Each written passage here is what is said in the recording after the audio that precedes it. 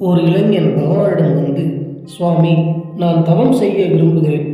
அதற்கு தகுந்த இடம் ஒன்றை தேர்ந்தெடுக்க விரும்புகிறேன். தாங்கள் எந்த இடத்தை குறிப்பிடுகிறீர்களோ அங்கே சென்று தவமியற்றுகிறேன். நான் தவமியற்ற எங்கே போகலாம் என்று கூறுங்கள் என்று கேட்டார். அதற்கு பகவான் புன்னகை பூத்து, நீ எங்கே போய் தவம் செய்ய வேண்டும் என்று நான் எப்படி கூற முடியும்? நீ இருக்குமிடத்திலேயே இருப்பதுதான் நல்லது என்று கூறியவாறு பகவான் ஹாலிலிருந்து எழுந்து சென்று விட்டார். அந்த இளைஞனுக்கு ஒன்றும் புரியவில்லை. சுவாமிகள் ஏன் இப்படி கூறிவிட்டார்?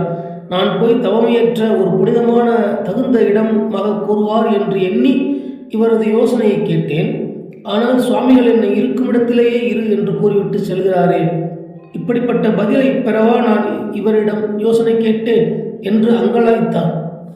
ஹாலில் இருந்த பகவானின் அடியார்களில் ஒருவர் அந்த இளைஞனுக்கு பகவான் கூறியதை விளக்கினார். பகவானுடைய வார்த்தைகளில் ஆழ்ந்த கருத்துக்கள் புதிந்திருக்கின்றன.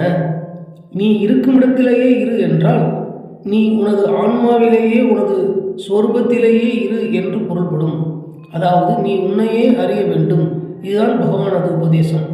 நீ யார் என்பதை உணர்ந்து கொண்டு விட்ட பிறகு நீ எந்த இடத்தில் இருந்தால் என்ன, எங்கே இருந்தாலும் நீ உனது ஆன்ம சொரூபத்தில் நிலைத்திருக்க வேண்டும். அவ்வளவுதான். அந்த இளைஞன் இந்த பதிலை கேட்டு சமாதானம் அடைந்தான்.